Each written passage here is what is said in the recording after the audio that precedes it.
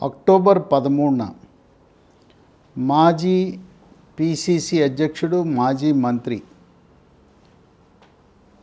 అణగారిన వర్గాల ప్రతినిధి, బీసీ నేత పొన్నాల లక్ష్మయ్య ఆకస్మిక రాజీనామా రాజకీయ పార్టీల్లో సంచలనాన్ని సృష్టించింది.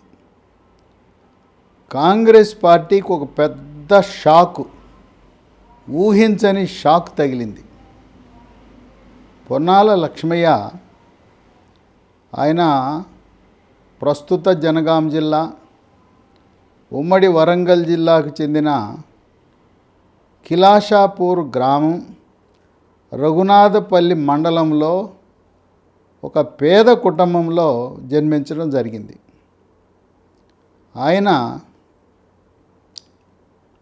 చిన్ననాటి నుంచి కూడా కష్టాల కడలో పెరిగి అంచెలంచెలుగా ఎదిగి ఆయన మెకానికల్ ఇంజనీరింగ్ చదవడం జరిగింది. మెకానికల్ ఇంజనీరింగ్ చదివి అమెరికా వెళ్ళాడు. అమెరికాలో చక్కటి సంపాదన, అయినా ఆయనలో ఏదో అసంతృప్తి. నేనేదో సంపాదించుకుంటున్నాను, నా సొంత జనగామ ప్రాంతం, ఆ ప్రాంతంలో పేదరికము నిర్మూలించడానికి నేనేం చేయగలనని ఆయన జన్మభూమి స్ఫూర్తితో చక్కటి ఆ ఉద్యోగాన్ని, లక్షల డాలర్లు వచ్చే ఉద్యోగాన్ని వదిలి తిరిగి జనగాంకి వచ్చి జనగాం ప్రాంతంలో అక్కడ 2 వృత్తులను ఎంపిక చేసుకున్నాడు. Dairy, poultry.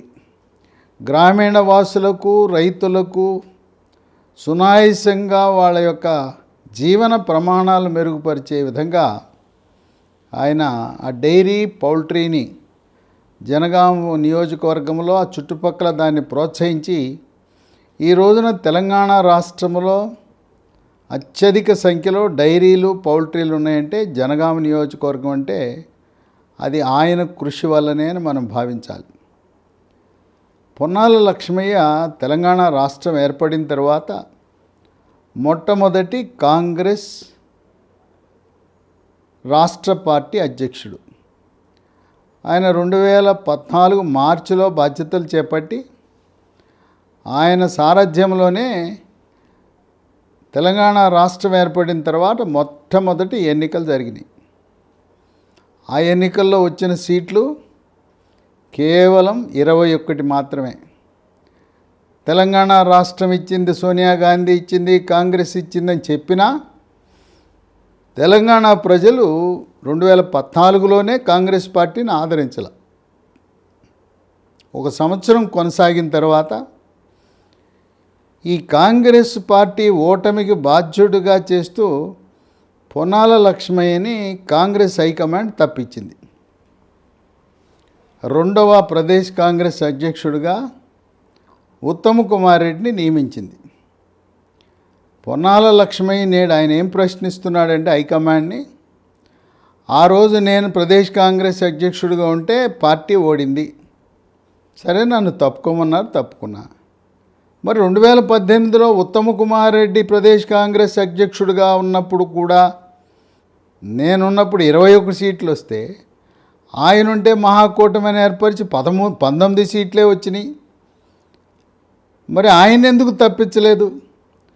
పైగా ఉత్తమ్ కుమార్ రెడ్డి ప్రదేశ్ కాంగ్రెస్ అధ్యక్షుడిగా ఉన్నప్పుడు 12 మంది ఎమ్మెల్యేలను టీఆర్ఎస్ పార్టీ, కేసీఆర్ సంతలో పశువుల్లా కొనుగోలు చేస్తుంటే హైకమాండ్ ఏం చేసింది? ప్రదేశ్ కాంగ్రెస్ అధ్యక్షుడు ఏం చేశాడు? మరి ఆయన ఎందుకు బాధ్యుడిగా చేసి ఆ పదవి నుంచి తప్పుకోమనలేదు? అంటే బీసీలకు జరిగిన ఘోర అవమానంగా ఆయన అభివర్ణిస్తున్నాడు. బీసీలకు ఒక న్యాయం, రెడ్డి సామాజిక వర్గానికి మరొక న్యాయమా? మరి ఆయన ఓడిపోతే ఆయనేం రాజీనామా చేయమనకుండా ఆయన కొనసాగిస్తారా? పొన్నాల లక్ష్మయ్య ఆయన మున్నూరు కాపు సామాజిక వర్గానికి చెందిన వ్యక్తి. మున్నూరు కాపు సామాజిక వర్గం చెందిన వారు జనాభా తెలంగాణ రాష్ట్రంలో 50 లక్షల మంది ఉన్నారు, సుమారు 18%. ఈ రోజున కాంగ్రెస్ పార్టీలో పొన్నాల లక్ష్మయ్యకు జరిగిన పరాభవం అది వ్యక్తిగతంగా భావించే పరిస్థితి లేదు. తెలంగాణ రాష్ట్రంలో ఉండే 300 కాపులే కాక ఇక్కడుండే ముదిరాజు, గౌడ, యాదవ, రజక, నాయ బ్రాహ్మణ అన్ని కులాలు కూడా మా బీసీల పట్ల వివక్షను చూపుతూ ఉంది కాంగ్రెస్ పార్టీ అని, దీని ప్రభావము అన్ని బీసీ సామాజిక వర్గాలపై పడే అవకాశం ఉంది. పొన్నాల లక్ష్మయ్య గత 45 సంవత్సరాలుగా ఏ పార్టీ మారకుండా ఆయనకున్న రికార్డు చరిత్ర ఏంటంటే, తెలంగాణ రాష్ట్రంలో ఏ బీసీ వర్గానికి చెందిన నాయకుడు కూడా కాంగ్రెస్ పార్టీలో వరుసగా 3 సార్లు ఎమ్మెల్యేగా గెలిచిన చరిత్ర రికార్డు లేదు. పొన్నాల లక్ష్మయ్య 1980లోనే అమెరికా నుంచి వచ్చిన తర్వాత కాంగ్రెస్ పార్టీ పట్ల ఆకర్షితుడై నేటి వరకు కూడా 45 సంవత్సరాలుగా పార్టీలు మారకుండా ఆ గాంధీ కుటుంబానికి విధేయతతో పార్టీనే నమ్ముకుని ఆయన విజిటింగ్ కార్డు వెనక పక్క, అట్లాగే ఆయన ఇంటి ముందు కూడా ఒక స్లోగన్ నినాదం రాసి పెట్టుకుంటాడు. I am proud to be an Indian and I am equally proud to be member of Indian National Congress. నేను భారతీయుడినైనందుకు గర్వపడుతున్నాను, మరియు నేను అఖిల భారత కాంగ్రెస్ పార్టీ సభ్యుడిగా ఉన్నందుకు కూడా గర్వపడుతున్నాననే పదాలతో ఇంటి ముందు రాయటము, విజిటింగ్ కార్డు వెనకాల రాయటం అనేది ఇంతవరకు ఎవ్వరూ ఏ కాంగ్రెస్ పార్టీ నాయకుడు కూడా ఇంతవరకు చేసిన పాపాన పోలేదని చెప్పి ఆయన వాపోయాడు. ఒక 2 పేజీల సవివరముగా తనకు జరిగిన అన్యాయము, ఏ విధంగా అవమానాలకు గురైందనే విషయాన్ని రాస్తూ అఖిల భారత కాంగ్రెస్ కమిటీ అధ్యక్షుడు మల్లికార్జున ఖర్గేకి రాజీనామా పత్రాన్ని సమర్పించడం జరిగింది. దాంట్లో గత 4 సంవత్సరాలుగా నన్ను ఎన్ని రకాల అవమానాలకు గురి చేస్తున్నారు, ఒక సీనియర్ నాయకుడిగా ఉంటే నాకు చెప్పకుండా జనగామ జిల్లా కాంగ్రెస్ అధ్యక్షుడిని నియామకం చేయటం, పార్టీలు మారి ఇతర పార్టీల నుంచి కాంగ్రెస్ పార్టీలోకి వలస వచ్చిన ఈ మధ్యకాలంలో వచ్చిన కొమ్మూరి ప్రతాప్ రెడ్డిని జిల్లా కాంగ్రెస్ అధ్యక్షుడిగా ఎలా నియమిస్తారని ప్రశ్నిస్తున్నారు. పొన్నాల లక్ష్మయ్య మొట్టమొదటిసారిగా 1989లో శాసనసభకు జనగామ నుంచి పోటీ చేశాడు. ఘన విజయాన్ని సాధించి అప్పట్లో చెన్నారెడ్డి ముఖ్యమంత్రి అయితే అప్పుడు ఆయన దగ్గర మంత్రిగా పనిచేయటం జరిగింది. 89, 94 తర్వాత 94లో పొన్నాల లక్ష్మయ్య అపజయం పాలయ్యాడు అదే నియోజకవర్గం నుంచి. ఇక తదుపరి వరుసగా 99, 2004, 2009 4 సార్లు ఎమ్మెల్యేగా పనిచేసిన సీనియర్ కాంగ్రెస్ నాయకుడు. పైగా ఈయన చరిత్ర ఏంటంటే 4 ముఖ్యమంత్రుల దగ్గర మంత్రిగా పనిచేశాడు. అందరి మన్నలను కూడా పొందాడు పొన్నాల లక్ష్మయ్య. ఆయన ఐటీ, కమ్యూనికేషన్ శాఖ, భారీ మధ్య తరహా నీటిపారుదల శాఖ మంత్రిగా పనిచేస్తూ జలవనరులు కరువై తాగునీరు, సాగునీరుకి ఎన్నో ఇబ్బందులు పడుతున్న జనగామ నియోజకవర్గానికి మోక్షం తెచ్చాడు ఈయన పొన్నాల లక్ష్మయ్య. ఆయన మంత్రిగా ఉన్నప్పుడు జనగామ నియోజకవర్గంలో 7 రిజర్వాయర్లు నిర్మాణం చేయించాడు.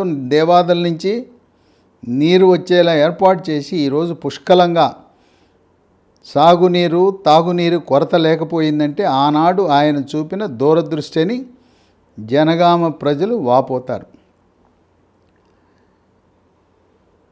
ఇక్కడ పొన్నాల లక్ష్మయ్య ఒంటరైపోయాడు. ఈయన తదుపరి వచ్చిన ఉత్తమ్ కుమార్ రెడ్డి ఈయన పట్ల సానుకూల ధోరణి లేదు. తర్వాత జనగామ నియోజకవర్గము భువనగిరి పార్లమెంటు పరిధిలో వస్తుంది. అక్కడుండే కాంగ్రెస్ పార్లమెంట్ లోక్సభ సభ్యుడు కోమటిరెడ్డి వెంకటరెడ్డికి ఆయనకి లక్ష్మయ్య పట్ల అంతా సానుకూల ధోరణి లేదు.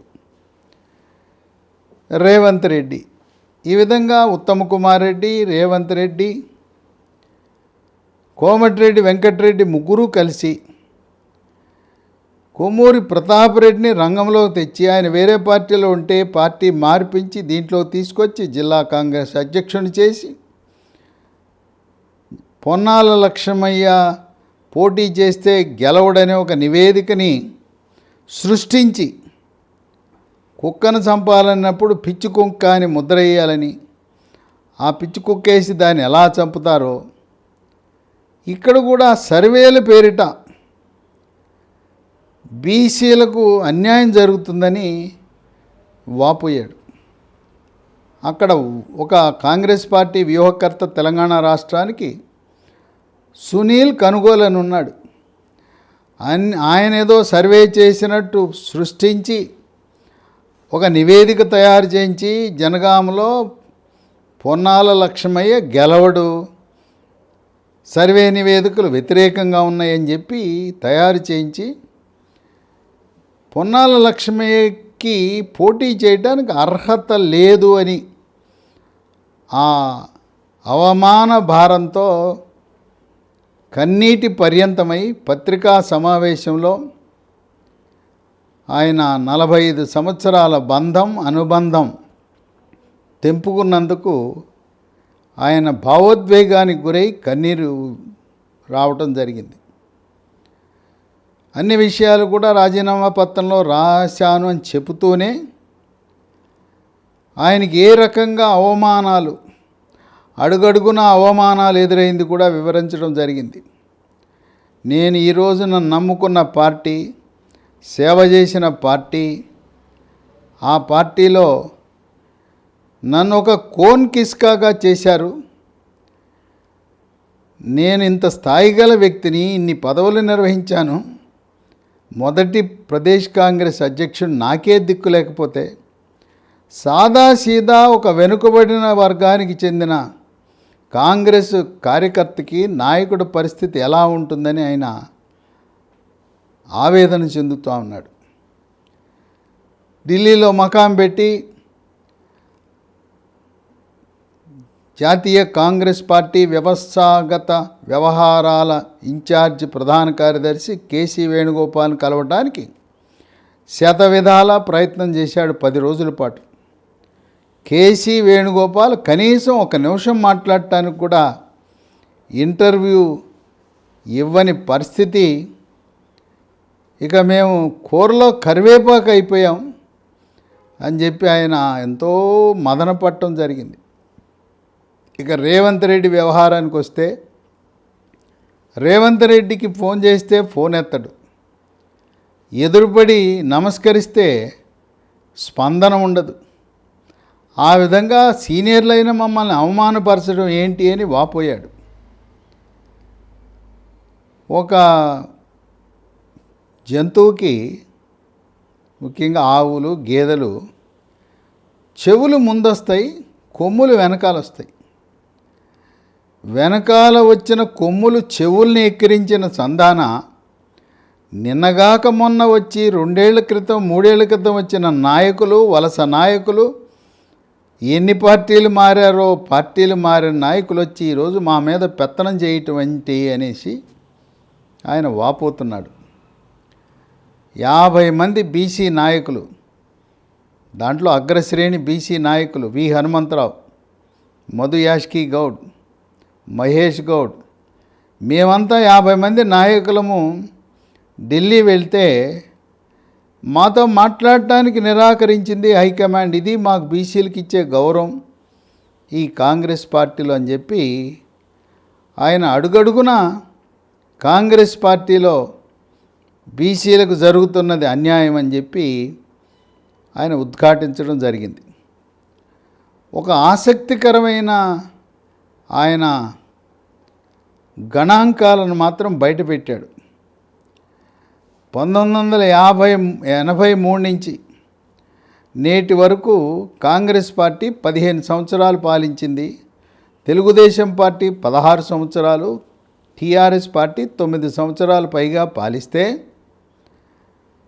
ఆనాడు 1989లో 5 సంవత్సరాల పాటు చెన్నారెడ్డి ప్రదేశ్ కాంగ్రెస్ అధ్యక్షుడిగా ఉన్నా, 2004లో వైఎస్ రాజశేఖర రెడ్డి ముఖ్యమంత్రి మొదటిసారి, రెండోసారి 2009లో అయినా, అప్పుడు తెలంగాణ రాష్ట్రం నుంచి ఎన్నికైన కాంగ్రెస్ ఎమ్మెల్యేల గణాంకాలు తీస్తే ఎప్పుడూ కూడా తెలంగాణ రాష్ట్రంలో 50% సీట్లు కూడా గెలవలేదు అని చెప్పి ఆయన ప్రస్తావించడం జరిగింది. నియోజకవర్గాల పునర్విభజన జరగకముందు తెలంగాణ రాష్ట్రంలో 107 నియోజకవర్గాలు ఉండేవి. పునర్విభజన తరువాత సీమాంధ్ర ప్రాంతం ఉన్న 12 నియోజకవర్గాలు అక్కడ రద్దయి తెలంగాణలో కలవటం వల్ల నేడు 119 నియోజకవర్గాలైనవి. ఈ 119 నియోజకవర్గాల్లో కానీ 107 ఉన్నప్పుడు కానీ ఎన్నడూ కూడా కాంగ్రెస్ పార్టీ 50% సీట్లు పొందలేదంటే, 89లో అధికారంలోకి వచ్చినా, 2004లో అధికారంలో వచ్చినా, సీమాంధ్ర ప్రాంతము అక్కడ కాంగ్రెస్ పార్టీ బలంతో అక్కడ గెలిచిన ఎమ్మెల్యేలతో ఉమ్మడి రాష్ట్రంలో అధికారంలోకి వచ్చాం. ఎప్పుడూ కూడా తెలంగాణ రాష్ట్రం కాంగ్రెస్ పార్టీకి బలహీనంగానే ఉన్నది. ఎందువలనంటే పార్టీ ఎప్పుడు కూడా తెలంగాణ ప్రాంతంలో అధికంగా నివసించే 60% ఉండే బీసీలను పట్టించుకోలేదు. తెలుగుదేశం పార్టీ బీసీలకు పెద్దపీట వేసి వాళ్ళని ఆదరించడం ద్వారా బీసీలందరూ తెలుగుదేశం పార్టీలోకి వెళ్ళారు. 2014లో తెలుగుదేశం పార్టీది సీమాంధ్ర పార్టీగా ముద్రపడిన తర్వాత తెలుగుదేశం పార్టీలో పనిచేసిన నాయకులు, శ్రేణులు, కార్యకర్తలు, స్థానిక సంస్థల ప్రజాప్రతినిధులు అందరూ కూడా కేసీఆర్ తనకుండే సాన్నిహిత్యం వల్ల తెలుగుదేశం పార్టీలో ఉండే బీసీలందరూ కూడా టీఆర్ఎస్, బీఆర్ఎస్లో చేరారు. కనుక మొదటి నుంచి ఆది నుంచి కూడా కాంగ్రెస్ పార్టీ బీసీలను ఎప్పుడూ ఎన్నడూ కూడా ఆదరించలేదు. తెలుగుదేశం పార్టీ ఘన విజయానికి కూడా కారణం, తెలుగుదేశం పార్టీని అన్న ఎన్టీఆర్ బీసీల పార్టీగా చిత్రీకరించి బీసీలకు వివిధ చేతి వృత్తుల వారికి, వివిధ కులాల వారిని ఆదరించి అన్ని కులాల వారికి ప్రాతినిధ్యం ఇచ్చి ఎమ్మెల్యేలు, ఎమ్మెల్సీలు, ఎంపీలు, మంత్రివర్గంలో స్థానం కల్పించడం వల్ల కాంగ్రెస్ పార్టీకి బీసీలు శాశ్వతంగా దూరమయ్యారు అని చెప్పి ఒక ఆసక్తికరమైన తన పరిశీలనలో ఉన్న గణాంకాలను బయటపెట్టడం జరిగింది. అప్పట్లో దిగ్విజయ్ సింగ్ ఉమ్మడి ఆంధ్రప్రదేశ్ రాష్ట్రం తెలంగాణకి ఇన్ఛార్జి పర్యవేక్షకుడిగా ఉన్నప్పుడు ఆయన పొన్నాల లక్ష్మయ్య నువ్వు ఎమ్మెల్సీగా నీకు అవకాశం తీసుకుంటే, నాకు ఎమ్మెల్సీ వద్దు, పార్టీ గెలవాలి, పార్టీ గెలిచినప్పుడు ఏదైనా తీసుకుంటాను, ఇప్పుడు వద్దు, పార్టీ కష్టకాలం ఉన్నప్పుడు నా ఎమ్మెల్సీ నాకు వద్దు, ఎవరికైనా ఇద్దామని చెప్పామని చెప్పి ఆయన ఎమ్మెల్సీ ఇస్తానన్నా కూడా వేరే వాళ్ళకు అవకాశం కల్పించమని దిగ్విజయ్ సింగ్కి చెప్పటం అనేది విశేషంగా పొన్నాల లక్ష్మయ్య వివరించడం జరిగింది.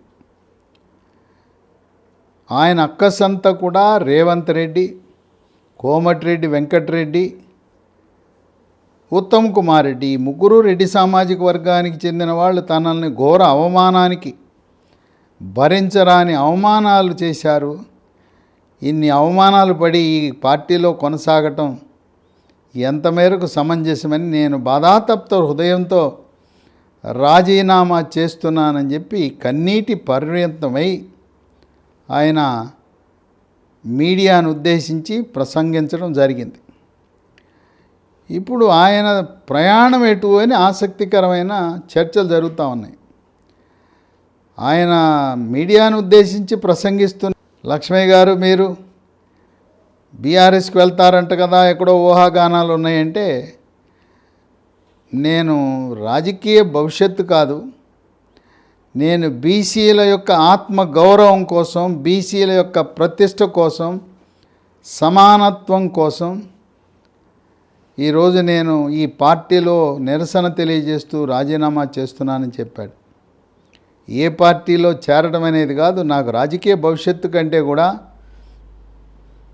వెనుకబడిన వర్గాలు, తాడిత పీడిత వర్గాలు, అణగారిన వర్గాల యొక్క ఆత్మగౌరవం, ఆత్మాభిమానాన్ని ఆనాడు అన్న ఎన్టీ రామారావు ఏది చెప్పారో దాన్ని కాపాడటమే నా లక్ష్యం అని చెప్పాడు. ఇదిలా ఉంటే రేవంత్ రెడ్డి ఆయన పొన్నాల లక్ష్మయ్య విమర్శ గురించి ఘాటుగా విమర్శ చేశాడు.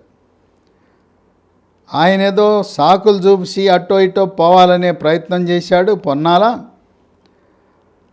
అయినా ఆయన ఎట్టిపోయినా ఎవరు పట్టించుకోవాల్సిన అవసరం లేదు. అసలు ఆయన పార్టీకి రాజీనామా చేయటమే అతిపెద్ద ఘోరమైన నేరం.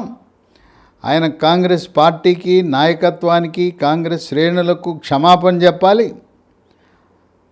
పార్టీ కార్యకర్తలకి ఆయన జవాబుదారీ ఏంటి, ఎందుకు రాజీనామా చేశామని చెప్పాలి. వెంటనే పార్టీకి ఇచ్చిన రాజీనామా ఉపసంహరించుకోవాలని ఆయన తనదైన ధోరణిలో పొన్నాల లక్ష్మయ్యని దోషిగా చేస్తూ ఆయనే కావాలని పోతున్నాడు అని చెప్పి ఆ విధంగా ఘాటుగా రేవంత్ రెడ్డి స్పందించడం అనేది విశేషం. ఇప్పుడు పొన్నాల లక్ష్మయ్య ప్రయాణం ఎటు? ఆయన తుది శ్వాస విడిచే వరకు ప్రజా సంక్షేమం కొరకు, గ్రామీణాభివృద్ధి కొరకు, రైతుల సంక్షేమం కొరకు పనిచేయాలనే సంకల్పం. ఆయనది గట్టి ఆరోగ్యం, ఉక్కు మనిషి. అందువల్ల రకరకాల ఊహాగానాలు. కేటీఆర్ పత్రికాముఖంగానే ప్రకటించాడు, పొన్నాల బీఆర్ఎస్లోకి వస్తే నేనే వెళ్ళి ఆయన ఇంటికి వెళ్ళి సాదరంగా ఆహ్వానించి ఆయన్ని పార్టీలో ఆయన సేవలు ఉపయోగించుకుంటాము అని చెప్పాడు. అయితే పొన్నాల లక్ష్మయ్యకి బీఆర్ఎస్ పార్టీలో ఆయన అత్యంత స్నేహితులు కేశవరావు ఉన్నాడు. కేశవరావు కూడా మున్నూరు కాపు సామాజిక వర్గమే. తర్వాత స్పీకర్గా పనిచేసిన సురేష్ రెడ్డి ఉన్నాడు. వీళ్ళిద్దరూ కూడా బాగా సన్నిహితులు. ఇంతకుముందు బీఆర్ఎస్ పార్టీ టీఆర్ఎస్ పార్టీలోకి శ్రీనివాస్ డిఎస్ని కేసీఆర్ చేర్చుకుని ఆయనకు రాజ్యసభ ఇచ్చాడు. అలాగే కేశవరావుని, సురేష్ రెడ్డిని ఇద్దరిని కూడా ఆయనతో మాట్లాడించి పొన్నాల లక్ష్మయ్యని ఈ ఎన్నికలైన తర్వాత రాజ్యసభకు పంపిస్తారనే ఊహాగానాలు ఉన్నాయి. మరోపక్క భారతీయ జనతా పార్టీలో ఉండే జాతీయ బీజేపీ ఉపాధ్యక్షురాలు డీకే అరుణ, అలాగే మర్రి చెన్నారెడ్డి కుమారుడు మర్రి శశిధర్ రెడ్డి, పొన్నాల లక్ష్మయ్యకి చక్కటి సంబంధాలు ఉన్నాయి. పొన్నాల లక్ష్మయ్య, డీకే అరుణ ఇద్దరు కూడా క్యాబినెట్లో సహచరులు. బీజేపీ నుంచి డీకే అరుణ, మర్రి శశిధర్ రెడ్డి వాళ్ళు కూడా వాళ్ళ ప్రయత్నం, వాళ్ళు బీజేపీలోకి ఆహ్వానించాలని ప్రయత్నిస్తున్నారు. ఇప్పుడు ఆయన పొన్నాల లక్ష్మయ్య బీఆర్ఎస్లోకి వెళ్తే 23 డిసెంబర్లో జరిగే ఎన్నికల్లో పోటీ చేసే అవకాశం లేదు. ఎందుకంటే అక్కడ అభ్యర్థిత్వాన్ని పల్లా రాజేశ్వరరెడ్డికి ప్రకటించేశారు.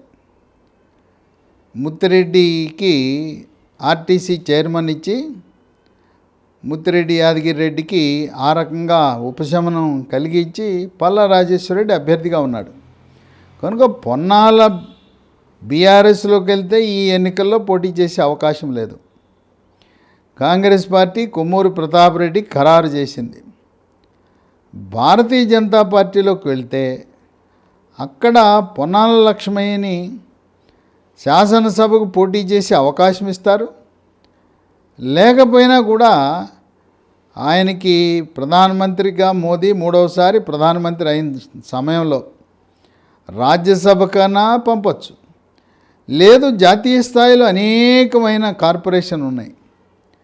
ఈయనకి చాలా ఇష్టమైన రంగాలు రెండు ఉన్నాయి, పౌల్ట్రీ, డైరీ. ఆ పౌల్ట్రీ డైరీ రంగానికి సంబంధించిన జాతీయ కార్పొరేషన్లు ఉన్నాయి.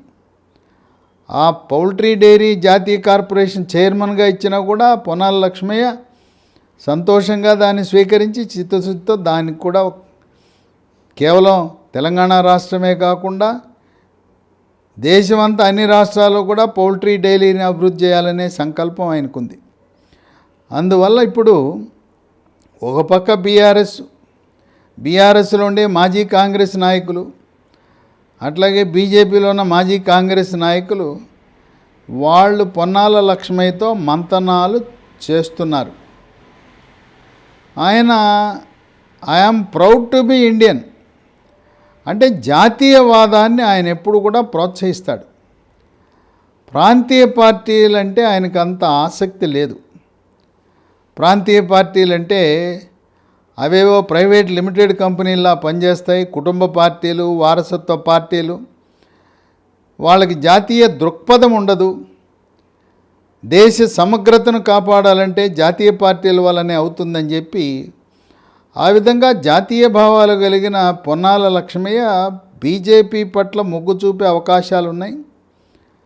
పైగా ఆయనకి డీకే అరుణ, మర్రి శశిధర్ రెడ్డితో ఉన్న సాన్నిహిత్యం వల్ల, ఎందుకంటే మర్రి శశిధర్ రెడ్డి తండ్రి మర్రి చెన్నారెడ్డే జనగామకి టిక్కెట్ ఇవ్వటం, తదుపరి ఆయన మంత్రివర్గంలో తీసుకోవటం, ఇవన్నీ కూడా ఒక సెంటిమెంట్ ఉంది. రాజకీయంగా ప్రోత్సహించిన కుటుంబం మర్రి చెన్నారెడ్డి కుటుంబం అని.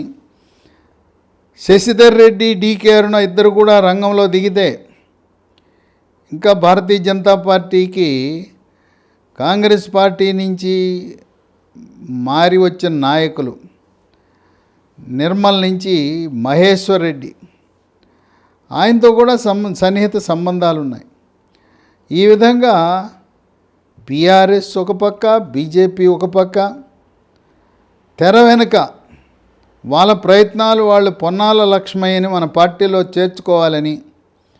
ఎందుకంటే ఆయన మచ్చలేని వ్యక్తి, వివాదరహితుడు, నిజాయితీ గల వ్యక్తి, ఒక బీసీలో గుర్తింపు కలిగిన మున్నూరు కాపు సామాజిక వర్గానికి చెందినవాడు. ఈటెల రాజేందర్ భారతీయ జనతా పార్టీలో చేరటం వల్ల తెలంగాణ రాష్ట్రంలో ఉండే ముదిరాజ్ సామాజిక వర్గం అంతా కూడా ఈటెల రాజేందర్ వెనక నడవటం, ఆ విధంగా బీజేపీ బలోపేతమైంది. మున్నూరు కాపు సామాజిక వర్గం ఇప్పటికే డాక్టర్ కె లక్ష్మణ్, బండి సంజయ్, ధర్మపురి అరవింద్, ఇద్దరు లోక్సభ సభ్యులు, ఒక రాజ్యసభ సభ్యుడు, వీళ్ళందరూ మున్నూరు కాపు సామాజిక వర్గానికి చెందిన వారు అవటం వల్ల మున్నూరు కాపు సామాజిక వర్గం అధికంగా భారతీయ జనతా పార్టీ పట్ల మక్కువ చూపిస్తున్న తరుణంలో పొన్నాల లక్ష్మయ్యని బీజేపీలోకి ఆకర్షించడం ద్వారా ఆ మున్నూరు కాపు సామాజిక వర్గాన్ని కూడా పూర్తి మద్దతు భారతీయ జనతా పార్టీ పొందాలనే ఆలోచన వ్యూహంతో ఉంది.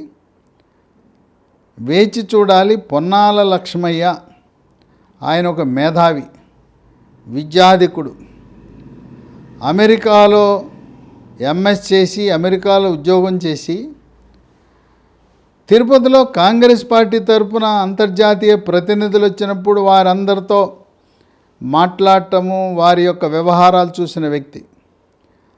పైగా పొన్నాల లక్ష్మయ్య ఎటువంటి మేధావి అంటే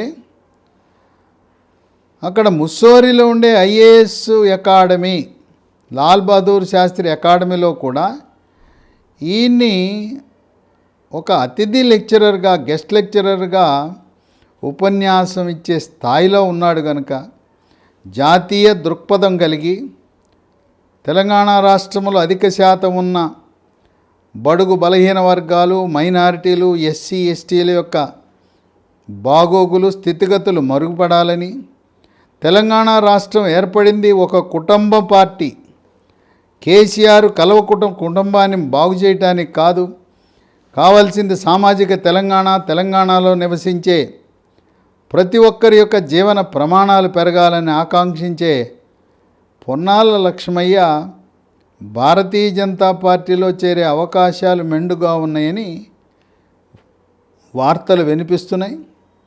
ఆయన 45 సంవత్సరాల బంధాన్ని తెంపుకుని బాధాతప్త హృదయంతో, జాతీయ భావంతో తనకిష్టమైన పౌల్ట్రీ డైరీ తుది శ్వాస విడిచే వరకు రైతులు, గ్రామీణ వాసులకు చాలా సులభంగా వారి యొక్క జీవన ప్రమాణాలను మెరుగుపరిచే రంగాలను ప్రోత్సహించాలని కృత నిశ్చయంతో ముందుకు సాగుతున్నాడు పొన్నాల లక్ష్మయ్య.